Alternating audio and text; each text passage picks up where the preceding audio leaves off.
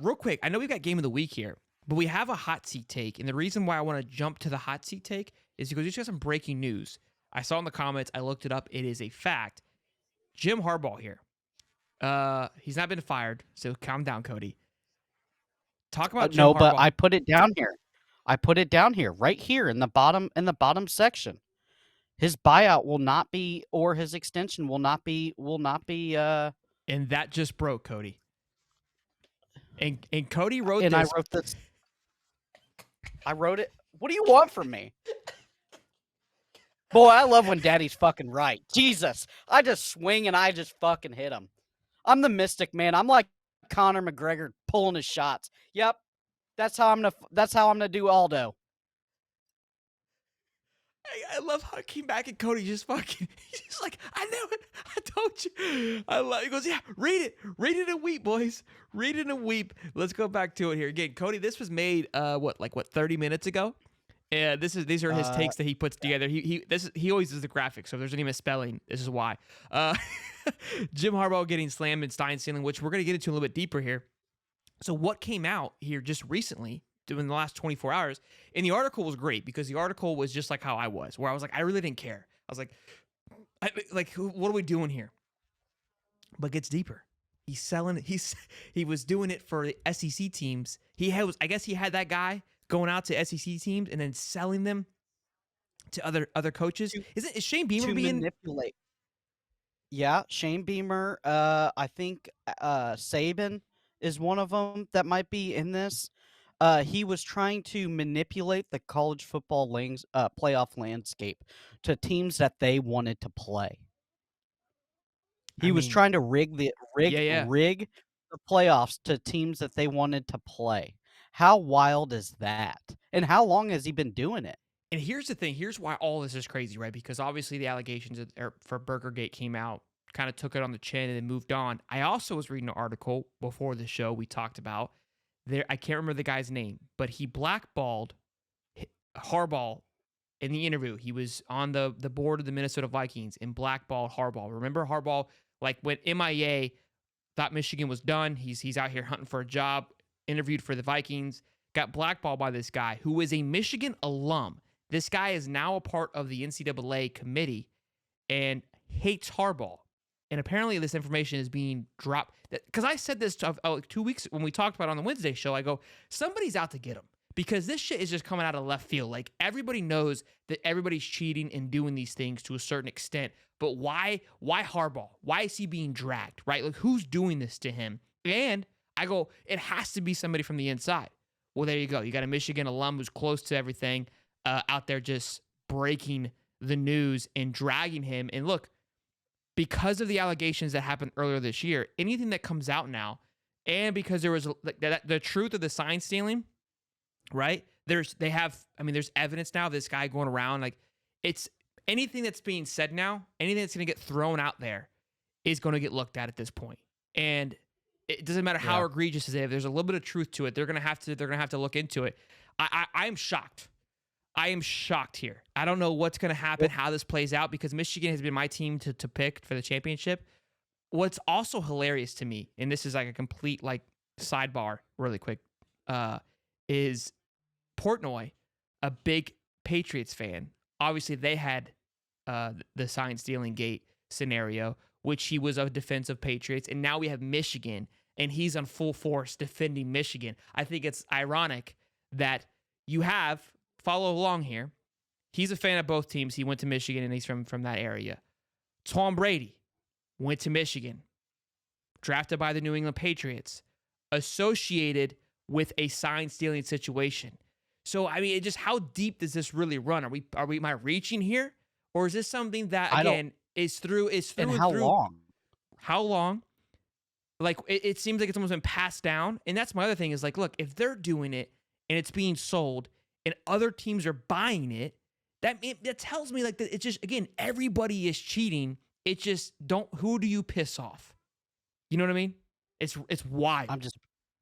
I'm just praying it's not that I don't see Billy Napier and the Florida Gators in this sign stealing escapade, because I'm here Cody, to tell you, if we're fucking stealing signs and getting our ass clapped, Yeah, I that's true. guys, bro, if If if we know the call and we still can't get the if we defense get lined up, if we get pegged for stealing signs, Cody, you know how bad that's gonna look. You know how I just that's. I don't think Napier's I'm that pretty type of sure guy. Shane Beamer is a part of that, and they're getting absolutely clapped. So that's pretty embarrassing. Yeah, he doesn't. I wish he would. I think Well, he should. That's clearly why we're losing because we're not doing that. my thing is there's three things to this. What they're gonna do, the NCAA is gonna call the IRS, and they're gonna say, "Listen, this is being sold. We want you to send a forensic investigator out to find out who paid the money." And the last thing you want is an IRS forensic investigator that does this all day long for businesses, that has taken out the mob and everybody else. The last thing you want is somebody looking around and seeing where has the money been spent, and they're gonna find out. I don't care what shell companies or dummy organizations are using.